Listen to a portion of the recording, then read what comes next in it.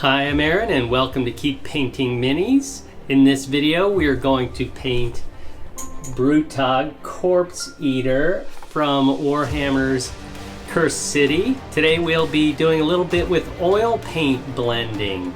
So see the video through for that. And of course, subscribe, hit the bell button, click the like, really helps the channel. Join me back here in just a second and we'll get started.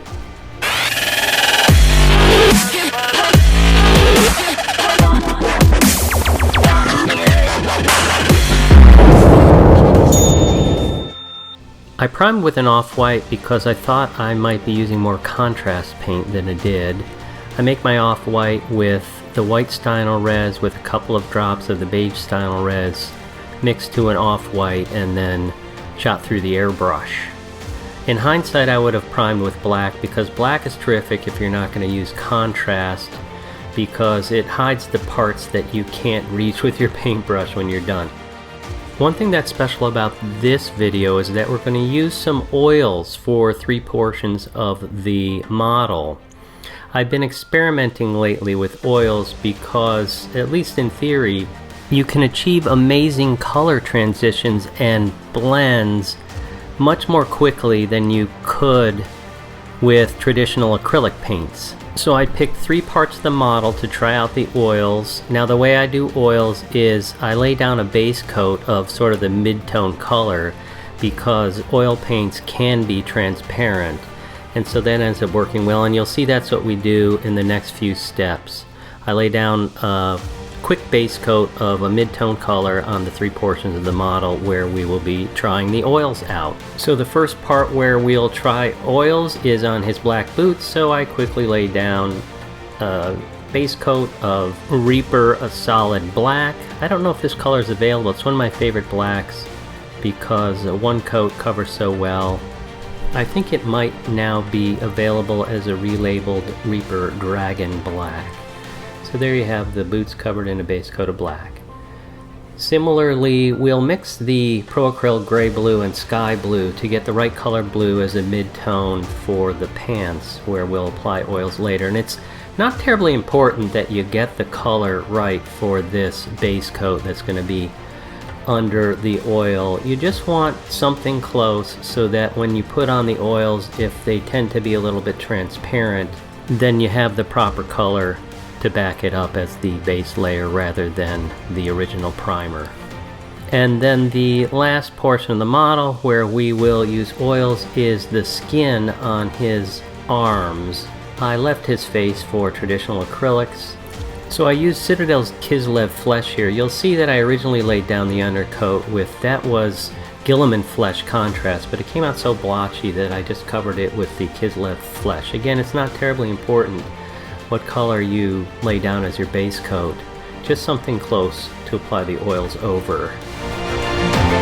So we're going to paint the black portion of his boots with oil. Now I'll say that if oils becomes a thing here on Keep Painting Minis, then I will upload a dedicated video on the ins and outs of how I'm learning to use oils. I'll mention that what's become popular seems to be the oil wash, which involves really thinning down the oil paint with the mineral spirit thinner, and that mixture has such strong capillary action, which is the characteristic of being drawn quickly into the cracks and crevices, and so that's why it makes such a great shade mixture. But that's not what I'm after here. What I want to do with oils is apply the colors, the shade, the mid-tone, the highlight, and take advantage of their incredible blending characteristics to see if I can achieve something more quickly and better than I could with acrylics. Now, one thing with oil paints is they're very expensive and there aren't as many colors available, so you've got to do some mixing. Now, there are a million great videos on YouTube that'll show you how to mix exactly the color you need. For the purposes of our boots, we need a black and we need a highlight. Now, brown and blue make black, and the cool thing about that is you can add more blue to have more of a blue-black. And then I added white to that mixture and I got that blue highlight. And what's important and really works well as far as colors and transitions is that the highlight is made from the other color, in this case the base color, because there is no shade on black. And so they're going to coordinate better on the model as opposed to grabbing two different paints from two different tubes. Now, oils don't mix with water. You have to thin them and clean your brushes with mineral spirits, and you must get the artist grade odorless mineral spirits. If you buy that stuff from the hardware store, your eyes are going to burn out. And when using oils, do not lick your brush. The paints and the thinner, if ingested, can be highly toxic. Keep the brush out of your mouth. And so now you see what we're doing here. This is the cool thing about oil paints on the models, is you're just sketching this sort of patchwork tapestry onto the model. This is where the highlights are going to go. And you can see the consistency there. This is thinner than it comes out of the tube, and so you mix it with the mineral spirits so that it still has a little bit of a pasty consistency, but it has a consistency more of an acrylic as it comes out of the tube that out of the pot that we're used to. Now I'm putting on the black.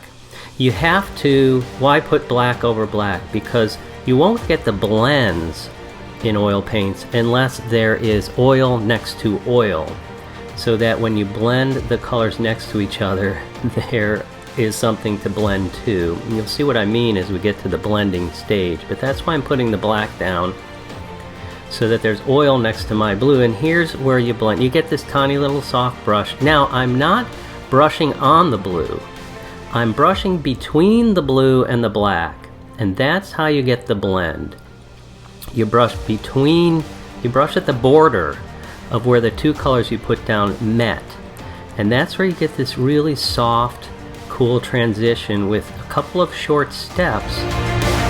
To do this with acrylics, now I didn't lay enough black down here, and that's why the blending is a little bit difficult on the boots, but you'll see on the arms, for example, came out great. And so this is a nice, smooth, soft blend with a couple of strokes of blue on the edges, sort of like an edge highlight, and then covering the rest with black. And I think it looks terrific, and something I wouldn't have the patience to achieve with acrylics.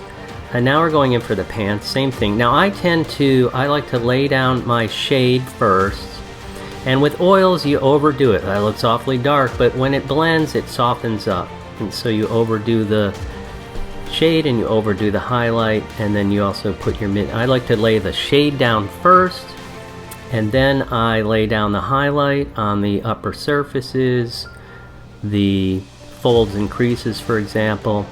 And then after I've got my shades in the cracks and crevices and deeper portions, and my highlights on the raised portions, then I'll lay my mid-tone in between.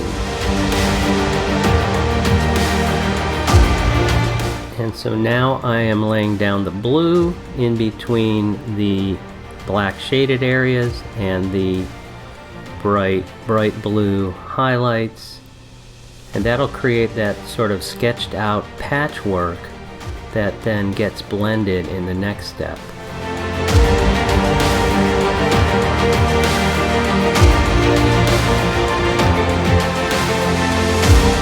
And now we're going to go ahead and blend, and you take a very small, very soft brush. For these kinds of details, if you have something big like a cloak, you use a bigger brush. I made that brush.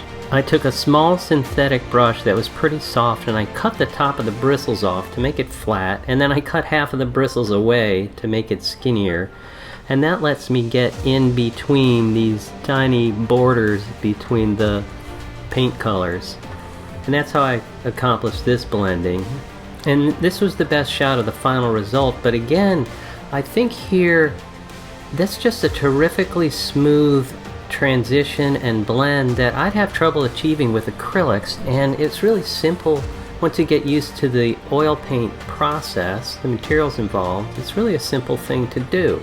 And then finally for the oils, we're going to paint the skin on the arms, and I'll say that again, there are a million YouTube videos on how to mix flesh tones. It's not so hard. You just need some yellow. In this case I used ochre and red and white, and you get some great flesh tones. And you're mixing them all one from another, so they're going to play very harmoniously on the model.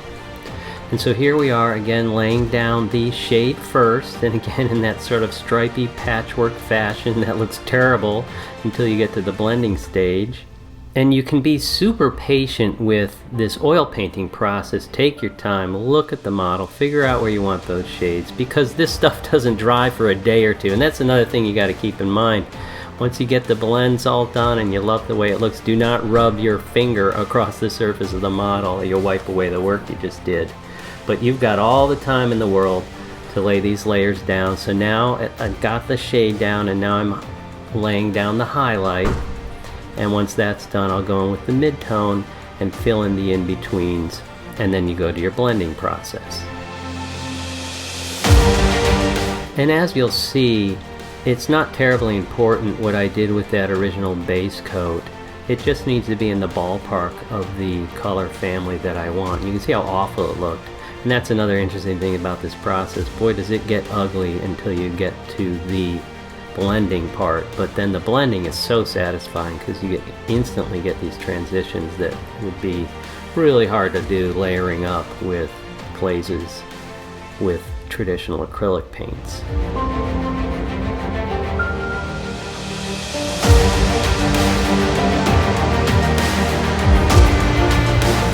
And so now we've got all three colors, the shade, the mid-tone, the highlight, in that stripy stripe patchwork fashion, and then we'll move on to the blending. And so here's a close-up of the blending, and you'll see how sort of satisfying it is to watch those colors, which look so awful to begin with in their patchwork fashion, to start to blend together. And I'm learning that one thing that's involved in getting good at this process is controlling the brush pressure on the blending. As I get more experience, I think the blending will go much more quickly because I'll have confidence about how much pressure to put on that brush as I'm blending these borders. And again, the best shot I had for how this turned out is from the finished model, but that blending just didn't take long, applying the paint didn't take long, and I have to confess, I'd have a hard time achieving those smooth blends with traditional acrylic paints. So that was our fun with oil paints. Let me know what you think in the comments. Now on to more traditional painting techniques. We're going to mix 50-50 contrast Garagok Sewer, which is a greenish brown, with the Blood Angels red to get a reddish brown contrast color for the leg wraps and the leather wrist wraps as well.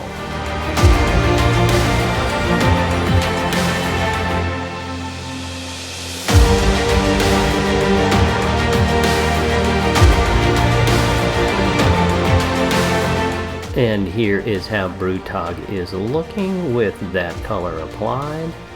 Next we will go in for contrast paint snakebite leather for the furry trim around his outfit and his boot toppers. And the best approach, I always say, to applying the contrast paints is to load up your brush fairly generously and let the model and the textures of the model wick the paint off of the brush rather than sort of stroking and pushing the paint onto the brush. I find that even on flat surfaces and less textured things, and maybe especially on flat surfaces, that approach just leads to less splotchiness. And so here's what that fur looks like with that snakebite leather contrast applied. And now we're going in with CITADEL Rhinox Hide, regular old acrylic paint, for the leather underneath that plated armor. Nothing complicated here, just painting in between the armor panels.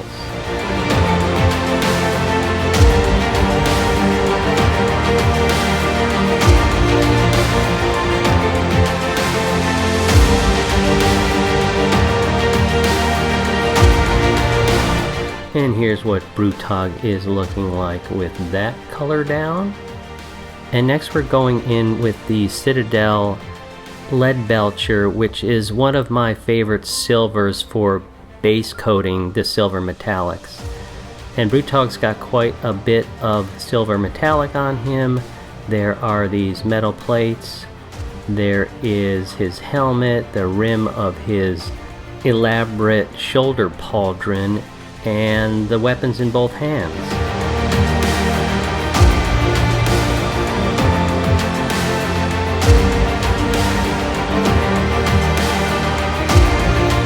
And here's what we have with the base coat of all the silver metallics applied.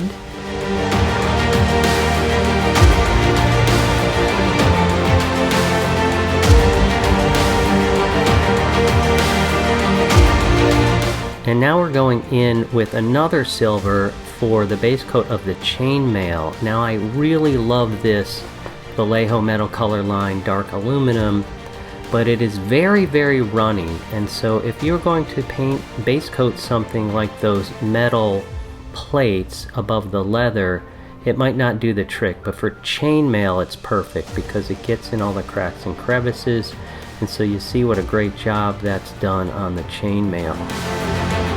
And now we're going to add some visual interest and shading to those square plates on his armor by opening up both of these contrast paints and dabbing them on one after another. You see I do a few plates with the green, that's the Croak Green shade, that's a new color from Citadel, and then I dab on sort of shortly afterwards some of the Seraphim Sepia, a brownish red tone.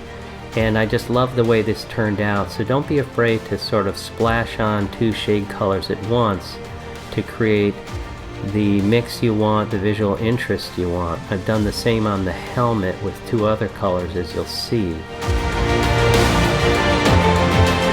And so that's how that two shade color simultaneous application turned out, and I really like the way it looks. And now we'll do something similar on some of his other silver metallics with the Seraphim Sepia and the Nuln Oil.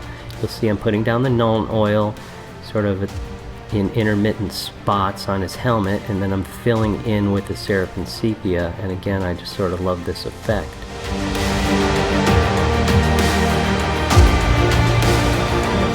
And then I apply the same technique to his mace there. I pick some portions of the mace and I hit it with the Nuln Oil, and then I pick another portion adjacent and I hit it with the Seraphim Sepia.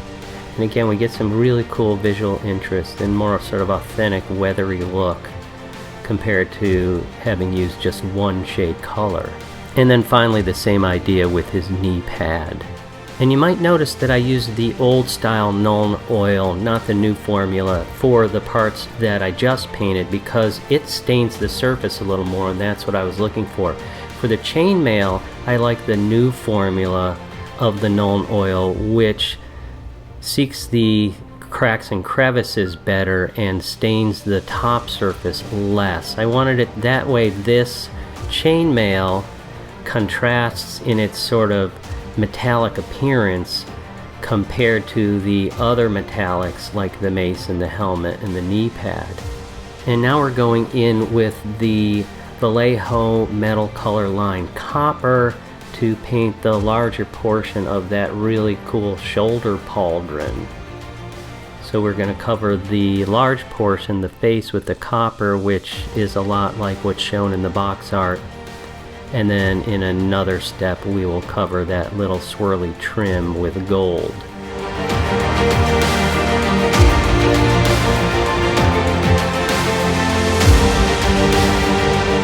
And now we'll go in with one of my favorite gold base coats for gold metallics, and that is the Citadel Retributor Armor. It always covers reliably with one smooth coat with just a little bit of watering down.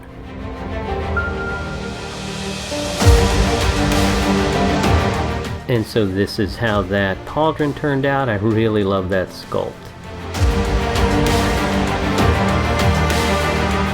And then to finish off that pauldron, we'll go in with a healthy application of Citadel's Reichland Flesh Shade. This is not the new formula. This is the older formula, which does tint the surface a little more, and that's what I was looking for to give the pauldron, all of the colors there, the copper, the gold, and the silver, a little bit of a reddish hue. And now we're going in with the Pro Acryl Burnt Sienna for all his belts and straps.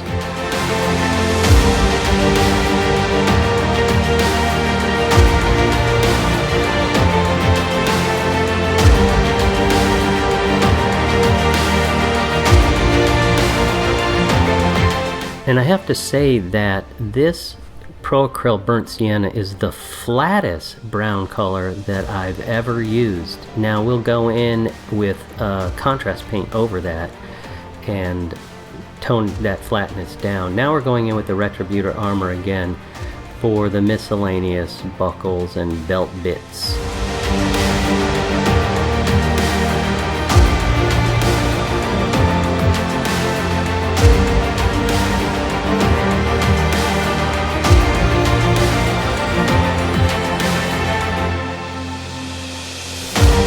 And now we're going in with the Citadel shade Berserker Bloodshade to add some red tone and some depth and contrast to the belts and straps.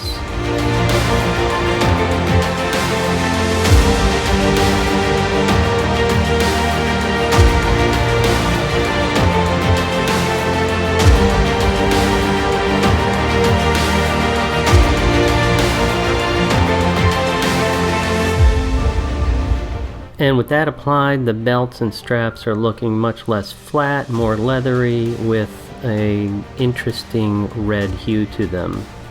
And now we'll go in with the Pro Acryl Mahogany to paint the handle of his mace.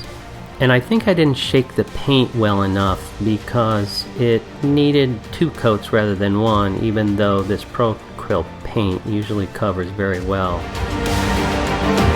And now we're going in with the Pro Acryl Burnt Red for his water bottle, and I was thinking this burnt red was gonna look like the clay material that I'm used to, but it was a little more red than I expected, and so you'll see later I come in with some Seraphim Sepia, which gives it more of a red brown. And then for some quick highlights, I added a little ivory to the burnt red and highlighted the sort of spherical, cylindrical volumes there, and those will get toned down with the Seraphim Sepia wash that's coming next.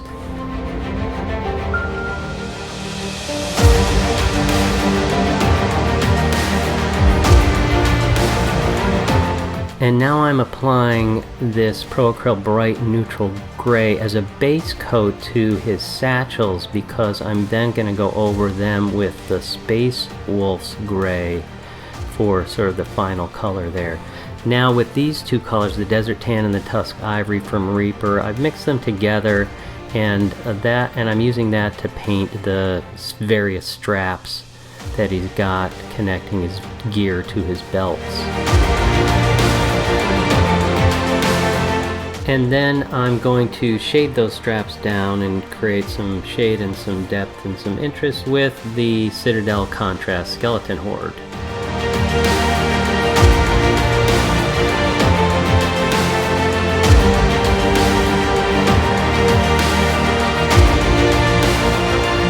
And here's a better look at how that base color and that shading turned out on his fabric straps and the rope around his neck.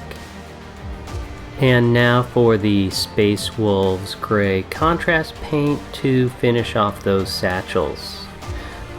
Before I turned on the camera, I'd already painted one of his satchels, so you'll see how the other one gets painted up and turns out.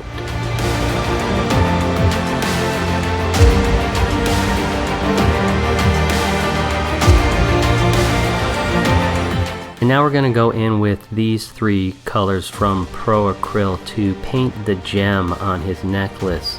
Now this is a traditional approach to painting a gem.